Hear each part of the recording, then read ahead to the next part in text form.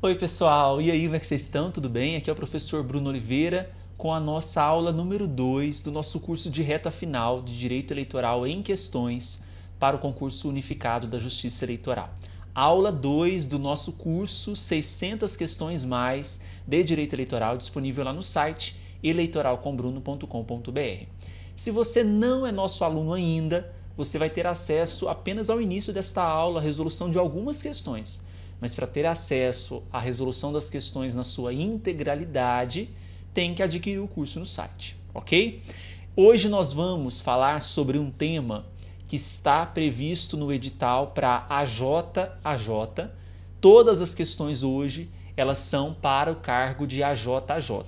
Então, quando a gente sabe que o edital para técnico judiciário, área administrativa, e analista judiciário, área administrativa, a parte de direito eleitoral é bem menor, né? Então, é bem menos significativa comparada com a de AJ-AJ. Então, sempre nas aulas eu vou indicar para qual cargo é a aula de hoje, né? A aula indicada. Então, hoje é para AJ-AJ, ok?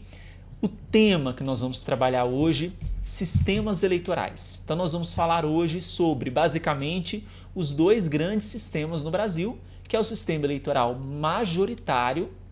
Claro que nós temos tipos de sistemas eleitorais majoritários, e o sistema eleitoral proporcional, que é um sistema eleitoral que é utilizado para as eleições de deputados e também vereadores. Então, basicamente, a nossa aula gira em torno de questões sobre esses assuntos. Então, vocês vão perceber que com as questões que nós trabalharemos hoje, esses são os nossos grandes temas.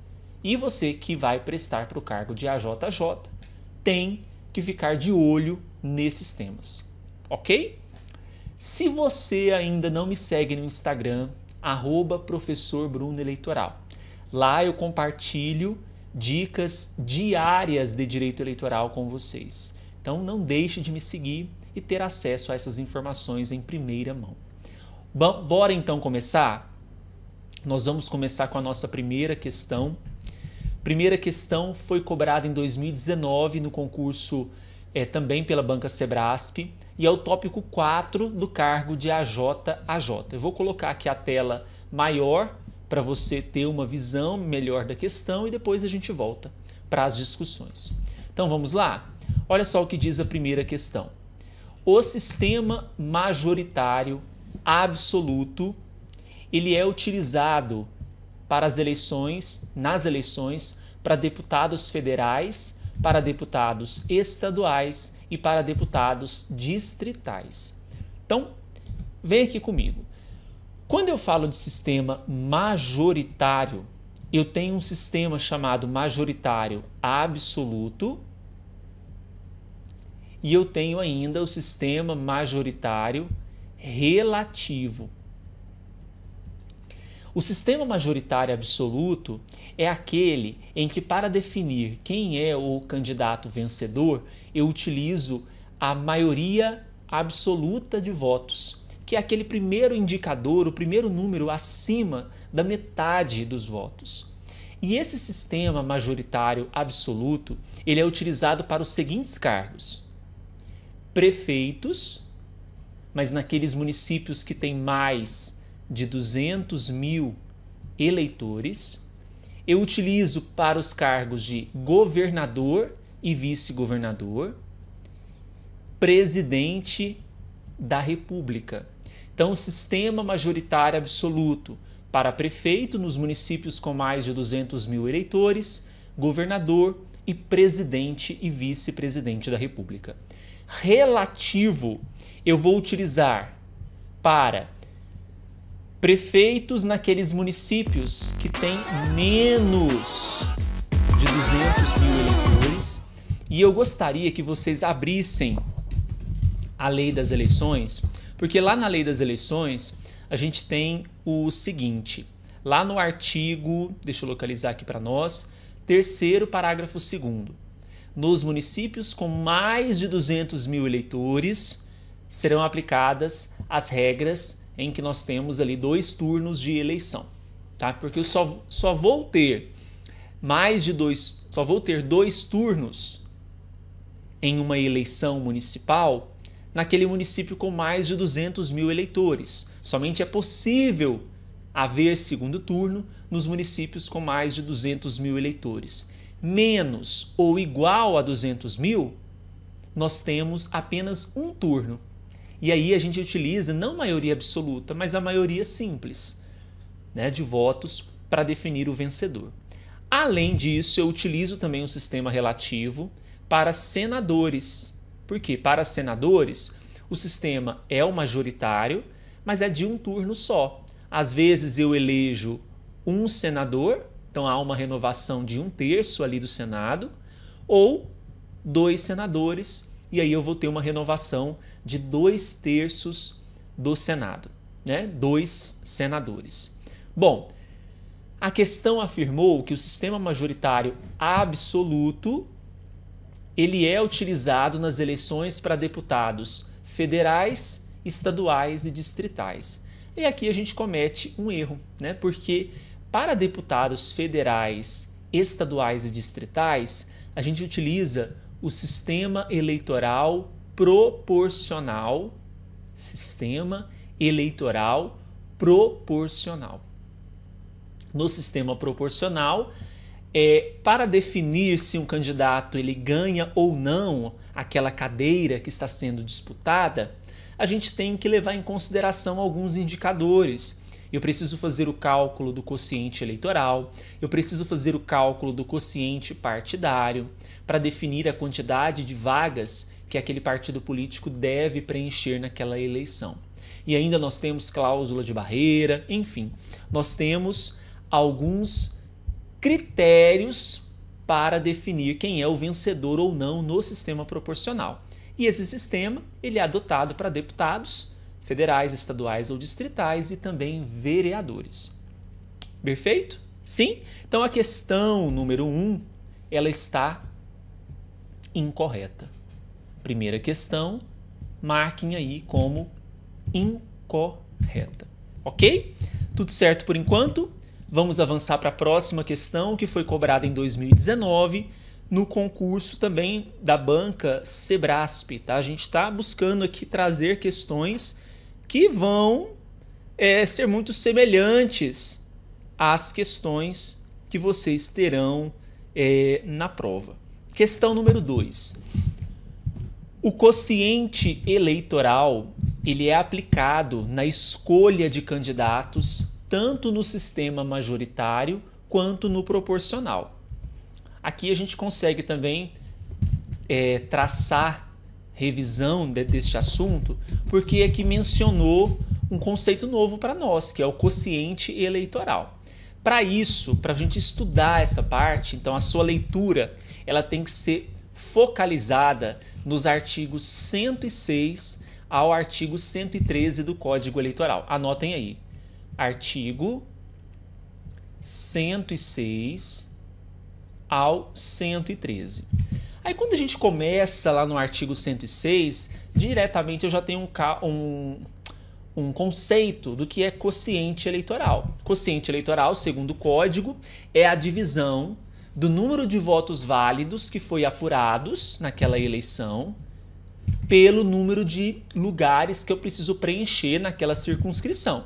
Então, número de votos válidos pelo número de lugares. Esse resultado que vai dispor no quociente eleitoral, a gente vai desprezar a fração se ela for igual ou inferior a meio e ou equivaler a 1 se for superior. Por exemplo, se o resultado nessa divisão da 10,3 é menor que meio, não é? Então a gente 10,3 vira 10. Se for 10,6, vira 11, porque é maior que meio. Então, desprezar a fração se for igual ou inferior a meio e equivaler a 1 se for superior. Isso no artigo 106, a gente tem então o conceito de quociente eleitoral. Agora, quando a gente vai lá para o artigo 107, nós temos o conceito de quociente partidário. O que é o quociente partidário segundo o artigo 107? Então, a gente determina o quociente partidário dividindo para cada partido pelo quociente eleitoral, então o denominador é o quociente eleitoral, o número de votos válidos que foi dados para aquele partido. Então, número, votos válidos do partido, da legenda. O resultado aqui não é igual ao quociente eleitoral, não. Eu vou desprezar a fração em qualquer situação. Então, veja. Primeiro eu calculo o quociente eleitoral. O que o quociente eleitoral vai me trazer? Que resultado é esse? O número mínimo de votos que um partido político precisa ter para poder participar da distribuição das cadeiras nessa primeira fase de distribuição. Já o quociente partidário, ele vai dar um resultado que é o seguinte: quantas cadeiras iniciais aquele partido político alcançou nesta eleição. Se eu estava distribuindo 11 cadeiras, pode ser que o partido alfa, nesse cálculo, conseguiu conquistar 2, conseguiu conquistar 3. O quociente partidário me traz essa informação, tá? Bom, aí a gente avança um pouco, porque o artigo 108 agora, o artigo 108, ele diz assim: estarão eleitos entre os candidatos registrados por um partido que tenham obtido votos em número igual ou inferior a 10%. Então aqui nós temos uma cláusula de barreira. Igual ou inferior. Inferior não, né? Igual ou superior, deixa eu apagar aqui. Igual ou superior a 10% do quociente eleitoral. Como assim? No quociente partidário, eu não consegui descobrir quantas vagas inicialmente aquele partido vai abocanhar? Perfeito. Só que, por exemplo, suponhamos que o Alfa conseguiu 2 cadeiras. Agora eu vou olhar para dentro do partido Alfa. Vou fazer um ranking ali dos candidatos mais votados daquele partido. Tem o João, tem a Maria, tem o Pedro, tem o Carlos. Nessa ordem. Essas 2 vagas, elas podem ser preenchidas, por exemplo, pelo João e pela Maria? Para eu saber, eu preciso identificar.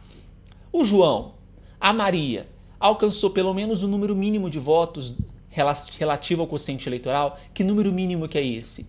Maior ou igual, né, superior ou igual a 10% do quociente eleitoral. Essa é a cláusula de barreira nessa primeira fase, certo? Bom, aí eu faço, pessoal, essas distribuições iniciais das vagas. Então, veja, né, eu estou trabalhando aqui com números, mas suponhamos que eram 11 cadeiras e eu consegui distribuir 9. Veja que sobraram 2 cadeiras para distribuir. A gente chama essa sobra de cadeiras, eu estou traçando esse conteúdo para vocês nesse momento, porque vai ser útil para resolver outras questões mais adiante, tá? Então, eu chamo essas cadeiras que faltam ser distribuídas de sobras, tá? Os lugares, então, não preenchidos nesse primeiro momento, eles vão para a distribuição de sobras. E na distribuição de sobras é importante porque existe o parágrafo 2º do artigo 109, que agora nós estamos na segunda fase de distribuição. O artigo 109, parágrafo 2º, ele fala o seguinte: poderão concorrer à distribuição de lugares todos os partidos que participaram do pleito. Que lugares que são esses que eu estou distribuindo? Estou distribuindo agora as sobras. Desde que tenham obtido pelo menos 80% do quociente eleitoral e os candidatos que tenham obtidos em número igual ou superior a 20% desse quociente. Ora, antes, para participar da distribuição de sobras, o partido político tinha que ter alcançado pelo menos o quociente eleitoral. Só que agora, desde a Lei 14.211 de 2021, parágrafo 2º fala, olha, todos vão participar desde que o partido tenha alcançado pelo menos 80% do quociente eleitoral e os candidatos tenham alcançado pelo menos 20% também desse quociente eleitoral. É o que nós chamamos aqui de regra do 80-20, que é utilizado para as sobras. Então fiz essa introdução, mas a questão não está cobrando nada disso, né? é mais para a gente poder entender que vai ter questão, e eu já vi questão nesse sentido, tá? Muita atenção, principalmente para os artigos 106, 107, 108 e 109, tá? Esse quociente eleitoral, esse quociente partidário, eu utilizo ele para que tipo de eleição? Para majoritária? Claro que não. Nós vamos adotar esse sistema, esse quociente eleitoral, quociente partidário, para o sistema proporcional. Então, assinalem aí a questão número 2 como incorreta. Não é adotado para o sistema majoritário. Tá bom? Tranquila também a questão número 2? Sim? Veja, eu estou fazendo algumas apresentações de conceitos e vai ter um momento que a gente vai acelerar um pouco, tá? Porque esses conceitos ainda não foram apresentados para vocês nas questões. Questão 3, 2017, né? Banca Sebrasp também. O poder legislativo é exercido pelo Congresso Nacional, que se compõe